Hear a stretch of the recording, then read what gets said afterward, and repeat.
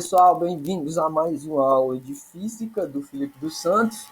Vamos aqui dar continuidade aos nossos estudos, lembrando que na última aula nós estudamos o último conceito estudado em termodinâmica, que é o refrigerador, e hoje passamos a estudar ótica, que é a ótica geométrica. Bem, a ótica ela vai procurar estudar os princípios de propagação da luz e esse vai ser um dos principais conceitos estudados aqui nesse nosso processo. Passando aqui à frente, nós temos o seguinte, ó. Eu tenho uma pergunta que vocês vão ser capazes de responder essa pergunta no final dessa aula, porque é mais difícil localizar um objeto em uma sala escura. Pode ser óbvia a pergunta, mas através dos princípios da ótica geométrica, vocês vão poder definir isso melhor. Bem, princípio da propagação da luz. A ótica geométrica é a parte da física responsável pelo estudo da luz e dos fenômenos associados a ela. Assim, a gente vai considerar a luz como sendo raios de luz. Bem, mas o que seria a luz por definição? A física hoje sabe que a luz branca, que é a luz do Sol, ela se propaga a 3 vezes 10 a 8 metros por segundo, que isso significa 300 mil metros por segundo, ou também eu posso definir como 3 vezes 10 a 5 quilômetros por hora, certo? E a letrinha que é utilizada para definir a velocidade da luz é a letrinha C, que vem do nosso latim, que significa celere, que como definição é dada de rápido. E daqui eu tiro um exemplo, você pode fazer um experimento na sua casa sobre esse estudo da luz, que seria um exemplo aqui, é você ligar a lâmpada da sua casa. A luz ela é tão rápida, devido a ter 300 mil metros por segundo, que quando você liga a lâmpada na sua casa, você não consegue enxergar o movimento da luz até chegar no outro lado da parede. Por que isso ocorre? É devido a ela ser bastante rápida. Passando aqui à frente, luz em um modelo geométrico. Como eu disse para vocês, a ótica vai estudar a luz, mas ela trata a luz como feixes de luz ou raios de luz. E o que seria esses raios de luz? São segmentos de reta, cujo possuem uma origem e uma extremidade que determina a direção e o sentido da luz. E além desse processo aqui, esse feixe, junto com essa origem, junto com a extremidade, é chamado de raio luminoso. Bem, mas quais são os tipos de luz ou tipos de fontes de luz que você possui no cotidiano? Temos dois tipos de fontes, que são as fontes primárias e as secundárias. As fontes primárias, elas possuem luz própria ou produzem a própria luz, e as fontes secundárias, elas apenas refletem a luz recebida de outras fontes. Exemplos de fontes primárias: o Sol, que produz a sua própria luz emitida, né? A vela também produz a sua própria luz e a lâmpada acesa.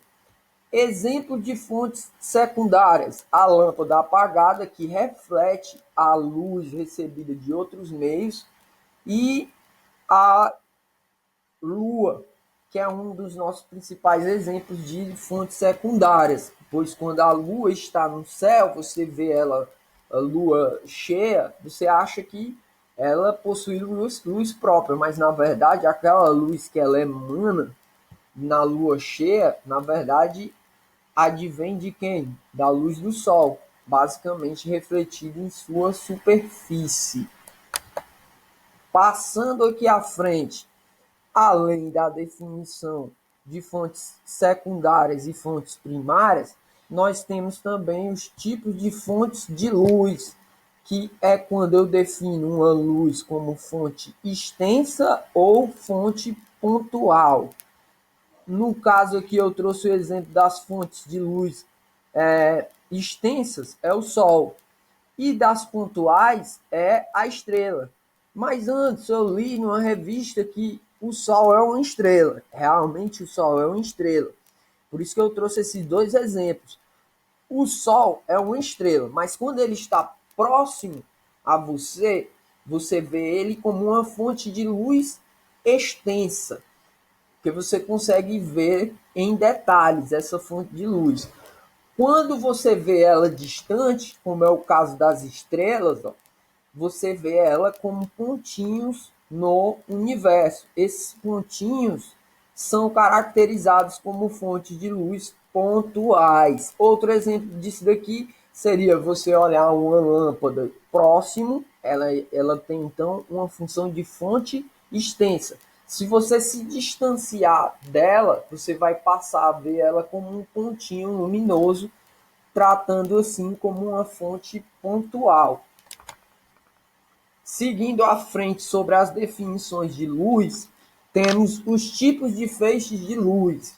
Como eu disse na ótica geométrica, nós vamos tratar a luz como feixes, né? Que são segmentos de retas. E esse segmento de reta possui três tipos de propagações. Qual que é os três tipos? Eu tenho o tipo divergente, paralelos e convergentes. Os divergentes é quando eles partem de um só ponto. No caso aqui, a vela ou uma lâmpada, ela emite a luz, ó, em sentido esférico, divergindo de um só ponto. Os paralelos, o exemplo que eu trouxe aqui é a luz do Sol, que ela chega de forma paralela sobre a Terra. Outro exemplo que eu posso mostrar para vocês seria o exemplo da nossa de uma lanterna, né? A lanterna, ela se propaga, os raios de luz da lanterna se propagam de forma paralela. E por último temos os convergentes. Os convergentes seriam o contrário dos divergentes. Enquanto os divergentes se propagam de um ponto só, os convergentes se divergem para um só ponto. Aí aqui o exemplo que eu mostro para vocês seria o exemplo da lupa, né? Quando você coloca uma lupa, os raios solares que chegam na lupa, eles chegam paralelos, mas a lente, como ela é convergente, ela aponta para um só ponto, ok? Então vamos aqui. Agora vamos para o estudo dos princípios, enfim, o estudo dos princípios da ótica geométrica. Para que servem esses princípios? Eles são adotados pela ótica para explicar os fenômenos luminosos. Passando aqui à frente, temos o primeiro princípio, que é o princípio da propagação retilínea da luz. O que é que nos diz o princípio da propagação retilínea da luz? Os raios de luz propagam-se em linha reta. Aí aqui eu mostrei para vocês, ó, eu tenho um observador desse lado esquerdo e uma vela lá no lado direito. Se você colocar 4 anteparos com um orifício na mesma direção, todos esses orifícios, o observador que está na ponta esquerda vai conseguir receber a luz que está sendo emitida pela a vela. Por que isso ocorre? Exatamente pelo princípio da propagação em linha reta. A luz é propagada em linha reta, não muda a sua direção. Segundo princípio, princípio da independência dos raios de luz. O que é que diz esse princípio? Ele diz que os raios são independentes, ou seja, ao cruzar-se dois raios de luz, atravessam um ao outro como se não existissem mutuamente. Então, se eu tenho dois raios, um atravessando o outro, eles um não interferem no outro, certo? Eles se atravessam como se um não existisse e o outro também. Isso é o que ocorre nas festas, né, de rave, com aqueles iluminadores de várias cores, onde as luzes se atravessam, mas uma não interfere na outra. Então, as luzes são independentes. E por último, e não menos importante, temos o princípio da reversibilidade dos raios de luz. O sentido da propagação dos raios de luz é reversível. E o melhor exemplo para a reversibilidade é o nosso espelho, o nosso, como é que se chama isso daqui? Retrovisor, né? Quando o retrovisor serve para você olhar os carros que estão atrás, né? E quando você consegue ver o carro de trás, a pessoa que tá, se você conseguir ver a pessoa que está lá atrás, essa pessoa também consegue lhe ver no retrovisor. Por que que isso ocorre? Porque os raios luminosos que chegam no espelho, certo? Os raios luminosos que são refletidos nos seus olhos pelo espelho também são refletidos pela pessoa que você está vendo no espelho.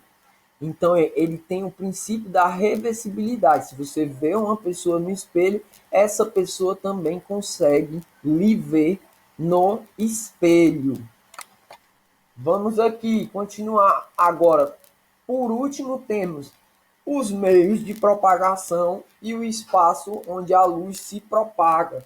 Por último, que eu digo é só nas definições dos princípios da ótica geométrica. Aí eu trouxe três meios aqui que são importantes a gente definir. Um meio transparente, que é quando grande parte da luz que passa por esse meio, que é um vidro aqui, por exemplo, grande parte da luz que passa por esse meio vai ser observada, você vai conseguir captar grande parte dessa luz. Aí isso se chama meio transparente, que é quando grande parte da luz consegue ser recebida. Meio translúcido. O meio translúcido é aquele cujo só parte da luz que é transmitida, por exemplo, da borboleta, vai conseguir chegar aos olhos do observador. Então, um meio que não consegue transferir a parte da luz, né, ele é chamado de meio translúcido. E por último, temos o meio opaco, que é aquele que não vai transferir luz alguma para o observador. Ok? Então, três tipos de meios aqui de propagação. É o espaço onde a luz se propaga, né? No caso, vamos aqui para frente. Uma coisa importante de a gente definir para a ótica geométrica e para a física, enfim, seria o que seria sombra e penumbra. A sombra, ela está aí aqui, eu vou trazer o exemplo para vocês, ó.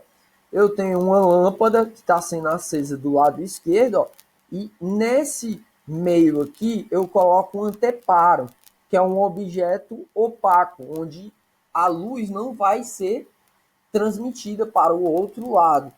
Seria isso daqui. E do outro lado eu boto como se fosse uma tábua aqui, ó, para receber essa luz. O que é que vai ocorrer? Ó?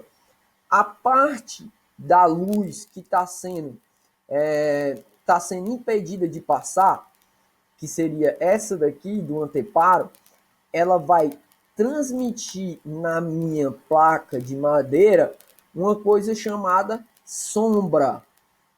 E na borda dessa sombra você vai ter como se fosse uma quase sombra. Não é uma sombra, ela é quase uma sombra. É como se fosse uma sombra mais, mais levezinha. Ela não fica com uma expressão de sombra. Aí, essa não expressão de sombra aqui na borda é chamada de penumbra, onde a gente tem a penumbra nas bordinhas E na parte interna, você sempre vai possuir a sombra. Então, sombra é a parte mais escura e a penumbra é a borda de fora. Um exemplo aqui eu trouxe para vocês, ó, desse palitinho aqui com um pedaço de papel na borda. Ele vai produzir uma sombra e além dessa sombra ele tem a penumbra ao redor. Ok? Melhor exemplo de explicação disso daqui, pessoal, seria o caso do eclipse solar e o eclipse lunar. O eclipse solar, ele acontece, que é o mais comum, né? O eclipse solar, ele acontece quando a Lua ela fica entre o Sol e a Terra, fazendo com que, Anderson, parte, ó, a Lua, o Sol vai ser transmitido aqui para a Lua e parte dessa luz do Sol vai ser impedida de passar para a Terra. Isso vai fazer com que a Lua fique totalmente escurecida no lado da visão de quem está na Terra e um ponto da Terra vai ter uma sombra. Que quem estiver nesse ponto aqui da Terra vai conseguir observar a luz totalmente escura. E quem está nessa outra parte aqui, que é a penumbra, você vai ver ela parcialmente eclipsada, né? Parcialmente escura, certo? Quem está na penumbra vê parcialmente escura e quem está na sombra ou umbra, né? Que é o que ele chama astronomicamente, quem está na umbra vai conseguir vê-la totalmente escura. E por segunda situação, nós temos o eclipse lunar. O eclipse lunar ele vai ocorrer quando você tem a Terra entre o Sol e a Lua, fazendo com que nossa parte aqui onde você consegue ver a Lua a Lua não vai aparecer, a Lua vai ficar totalmente escurecida. Você vai ver só as bordas da Lua, né? Você vê ela como só uma borda, porque ela vai estar totalmente sombreada devido à sombra da Terra sobre ela. Aí quem está na penumbra consegue ver parcialmente e quem está dentro daqui da sombra, né, onde está a sombra mesmo, consegue ver ela totalmente sombreada. Beleza, meu povo. Vamos passar agora para frente uma questão resolvida. Para determinar a que altura H, que é aqui ó, no desenho, uma fonte de luz pontual está do chão, plano e horizontal, foi realizada a seguinte experiência. Colocou-se um lápis de 10 metros, aqui o lápis de 10 metros, ou 0,10 metros, né, que é 10 centímetros, perpendicularmente sobre o chão, em duas posições distintas. Primeiro, ele colocou na posição P e depois em Q. A posição P está exatamente na vertical que passa pela fonte e nesta posição não há formação de sombra do lápis, conforme ilustra esquematicamente a figura, certo? Na posição Q, que é essa daqui, a sombra do lápis tem comprimento 49 vezes menor que a distância entre P e Q. A altura H, que é essa, é aproximadamente igual a... Aí ele pergunta, como que a gente vai definir isso daqui? Teorema de Pitágoras e proporcionalidade de triângulos, que é estudado dentro da física também, e foi através desses conceitos que foi descoberto muitas coisas dentro da astronomia. Vamos aqui. Ao incidir luz sobre o lápis na posição Q, aqui ó, resolvendo, viu já? Na posição Q, o Sol, né? Pode-se perceber a formação de um triângulo retângulo, que é esse triângulo aqui, ó. com a sombra que vai de Q até R. E quem é R antes? É a distância lá até P. Ó. Se a distância QR, que é essa QR, a distância PQ é 49 vezes maior, portanto, vale 49x, que é o que a gente viu lá na questão, aplicando a ideia de semelhança de triângulos, né? Triângulos, teremos, vamos aqui, como é, aplicando a ideia de triângulos, eu tenho ó, esse triângulozão grandão aqui, né? Ó, e tenho o triângulo menorzinho, que é esse triângulozinho aqui. Ó. Vamos ver se a gente consegue resolver a partir dele. Lembrando que a gente está atrás do H, né? Na verdade é esse daqui, ó, o Hzão. Vamos aqui, ó. H sobre 0,1 é igual a PR sobre QR. Aí quero só mostrar aqui para vocês que H é essa distância aqui, ó, até aqui, que ele diz que é a distância, certo? Então eu tenho H sobre o H, que é esse tamanho aqui, sobre essa distância toda, que é igual a 0,1. Na verdade, é o tamanho do lápis, né? 0,10. Então, o tamanho do lápis é esse daqui e o Hzão é esse daqui, ó.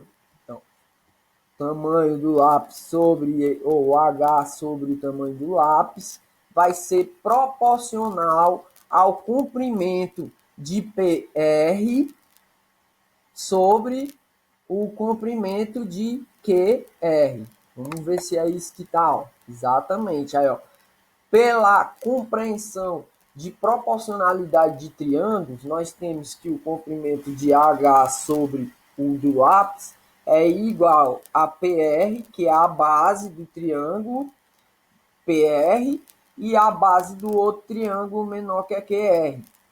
Isso implica o quê? Eu tenho H sobre 0,1. Aí, de uma formulazinha, a gente vai ter o quê? Ó? Que PR, que é a distância daqui até R, ele disse lá, ó, que vale QR vale X, né? Mais o PR vale o X daqui, mais a distância de 49x. Aí, isso tudo sobre QR, que é igual a X. Beleza? Aí, então, o que é que eu posso fazer aqui? Nós vamos fazer a soma em cima, né? Ó, a soma 49x mais x vai dar igual a 50x. Aí vai ficar sobre x. Dividindo x por x, você vai ter só 50. Aí vai ficar H sobre 0,1 é igual a 50, porque eu cortei o x com x aqui. Fazendo, ó, passando o 0,1 para o outro lado, aqui ele está dividindo, vai para o outro lado multiplicando, você vai encontrar o valor de H igual a 50 vezes 0,1, que dá igual a 5 metros.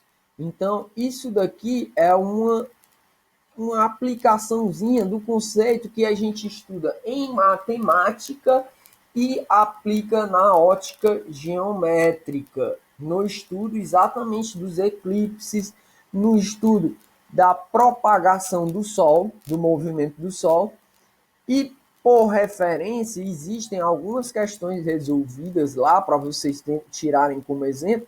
Nós temos o exemplo, o livro Conexões com a Física, volume 2, páginas 150 a 157. Aconselho vocês darem uma olhadinha lá, caso não tenham entendido, ou volta o vídeo e assiste novamente, meu povo.